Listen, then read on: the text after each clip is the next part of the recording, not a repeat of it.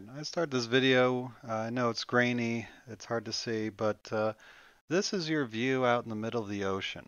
What I want you to notice is what you don't see, because you see the sky, see the water, but you don't see anything else. There's no landmarks, there's no real way to tell which direction you're going, how far to get somewhere. There's no McDonald's passing by that you can pick up food. The ocean really is a desert. Okay, people think, well, you know what? I'll go fishing, right? I'll go fishing and get food. Well, sorry to say, but way out in the middle of the ocean, there's no fishing out there. You are um, you're in the middle of nowhere where there's no food. So you have to be able to be very sure of what you're doing. So I brought that up because we're going to be talking about the danger at sea, the explorers and what they went through as they started exploring. Last time we talked about why they went out exploring, and now we're going to talk about their ordeal. What did they have to face? They had poor maps, not enough food. The crew was terrified. I mean, if that's all you saw every day, that picture of that water, and you didn't know if you were ever going to see land again, it's pretty scary because there was no the maps weren't all drawn up yet. They didn't even know about the Americas. They didn't know about all these islands out in the ocean. They didn't know how far to go to get to Asia.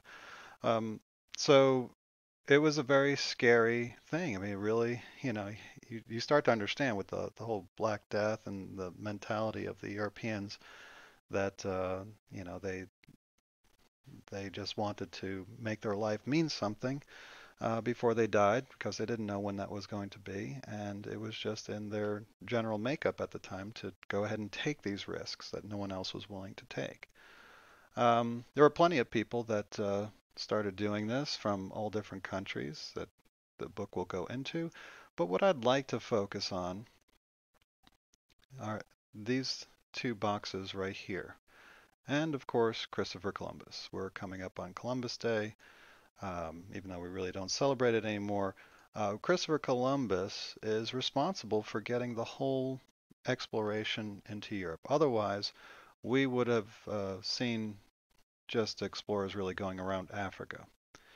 Now, the big misconception is that Christopher Columbus discovered that the Earth was round, and nobody else knew that.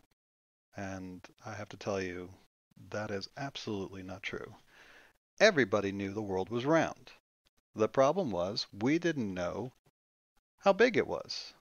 Okay? So Christopher Columbus believed that Asia, that North and South America didn't exist, and that this one big Pacific Atlantic Ocean that would be together was much smaller than this. So if he were to sail from Spain to China, he would thought China would be somewhere around here. Okay, that the Earth was much smaller than everybody else was saying. Everybody was saying, no, no, no. The Earth is it's bigger. They had it right.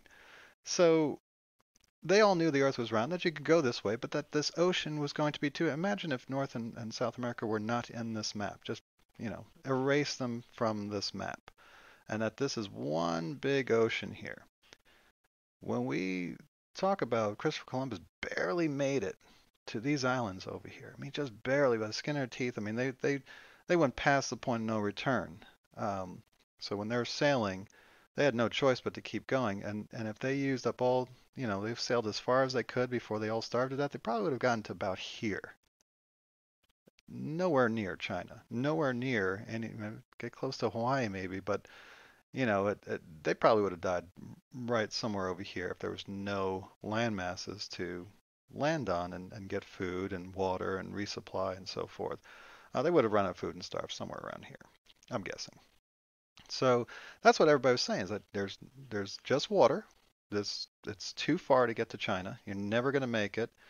And Christopher Columbus said, no, China is really like right around here, and I'll get to it. I just got to sail across this little ocean here, and then I'll get to China. And it's interesting because everybody gives him, the common thought is that people give him credit that he was the only one that knew that the Earth was round, and that he was able to go in this direction. And no, no, no. It was actually Christopher Columbus was desperately wrong about how big the Earth was, and was very fortunate that there were two continents here, just sitting out in the middle of this, what everybody thought was this impassable ocean. And he was able to land, and the rest is history. So let's go back to the text. So that's what I wanted to say about Christopher Columbus and how they were able to get to the Americas. But these two boxes right here are really what we need to focus on, um, for our class. Uh, we need to focus on the obstacles. Okay, so the obstacles that these explorers face were poor maps. Oops. Poor maps and navigational tools. There's no GPS. There's no iPhones back then. You don't have the GPS in your cars, and for Christopher Columbus and all these other people. Um, so they had to start making better maps. They started had to make better navigational tools. I mean, yes, you can go by the stars, but what if it's cloudy? Same thing with the sun. The sun rises in the east and sets in the west. But what if it's cloudy? What if there's a storm? There's no way to tell which direction you're facing. And you remember this ocean view here that we're looking at. There's no way to tell if you're just by looking at the water that you're going east or west. You can do that on on 460.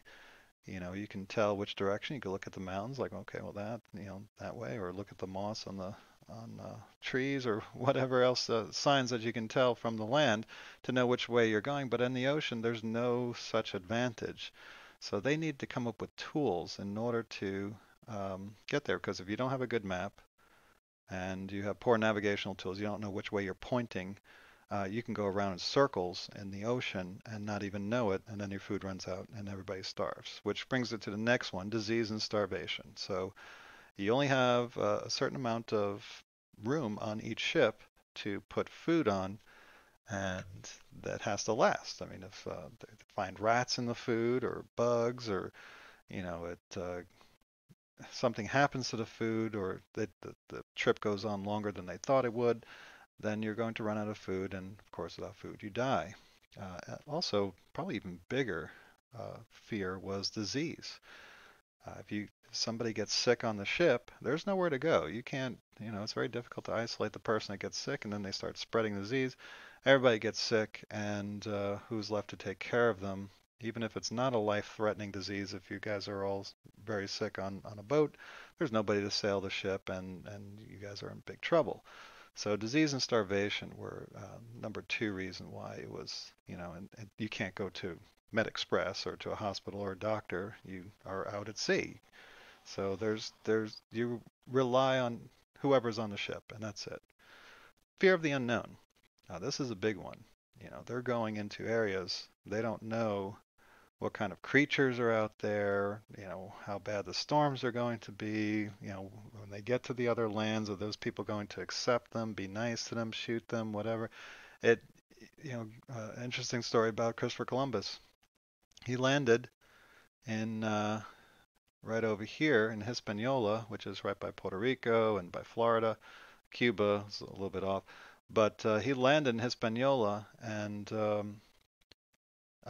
the tribes there were very friendly to him. If he had landed on a different island, just across, I mean, an island that they could see, that's how close it was.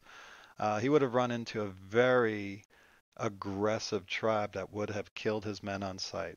And then we never would have heard of Christopher Columbus. He would have disappeared, and all these European countries said, "See, Christopher Columbus was wrong. He's a dummy. We knew the Earth was this big, and you couldn't make it."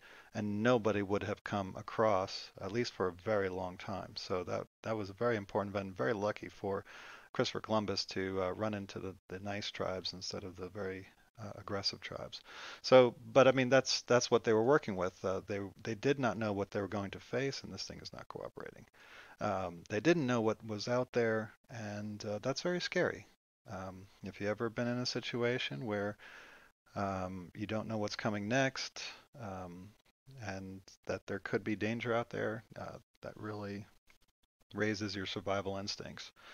Um, just think about, watch a scary movie and then it's late at night and you have to go down in the basement to get something. You can't see what's going on. Who knows if there's a, alien or something down there waiting for you. So, fear of the unknown is definitely something that paralyzes people. And then finally, lack of adequate supplies. How much food would they have to bring? Gunpowder. If you bring too many guns and gunpowder and not enough food, then you die. And if you bring too much food and not enough guns, and you run into the wrong tribes, and then they kill you, then it's the same effect. So you had to really plan ahead, and you really it's almost impossible to plan because you really don't know because everything is unknown of what to bring. So how do you know what to bring? It was just a guessing game, and it was very, very difficult. So these are the obstacles that these explorers face, and they're very significant. And then finally, what did the explorers achieve? What did they finally do? And this kind of dovetails with the obstacles and also the title of this chapter. They create new exchanges, the trade routes that we talked about that were so important. They set up new trade routes with the Americas for things that Europe is very interested in, and they find that they don't have to even barter or almost beg the other side to give them the cool stuff. They can almost pretty much take it and then bring it back to their country. A lot of times they do just steal it and bring it back to America. They develop new ships and tools. They become the premier maritime uh, continent on the face of the earth. Europe becomes very adept at building ships. They had to make better maps than anybody else. They had to make better navigational tools than anybody else. So Europe is very good at sailing, moving around. So when it comes to quick, easy trade, the ships are perfect. Think about if you want to trade with somebody in California and you don't have any vehicles, you have to carry everything. Say you make chairs and you have to get the chairs to California. Well, how many chairs can you carry? And is it even desirable to carry a chair across the country? No, it's not. But if you had a boat, you can just load up a whole bunch of chairs onto the boat and then just sail it to wherever you need to go. And that's where the Europeans found themselves, that they had these great, the best, even today, in order to transport goods, ships are the best way to go. And they are now the ones that everybody's going to turn to start shipping things around. And then finally, new lands. They discover new lands. They start claiming them, declaring them for their king, and it's almost like free land. That's how they view it. They look at the Indian tribes' lands as land that no one has claimed, no one owns, and they're going to just say, "Hey, it's mine. It's our country," and that's going to give them a lot of wealth and power, and bring in that glory part. If you are an explorer and you go and find a new land, and then say, okay, well, it's now part of my king's land. Your king, who has financed you, is going to be very pleased with you, and he's going to let you have some of the wealth that's being brought over from there. You're going to be in control. He might declare you governor or whatever. So everybody's really motivated. The king wants the land so that he can get money from the trade there. He can tax it. The people that are claiming the land are very excited because now they'll be able to grab whatever resources are coming from there and trade it back to the mother country, and the people in the mother country are very happy to get all this new trade, make opportunities to make money, and enjoy all the things that they'll bring from the new world.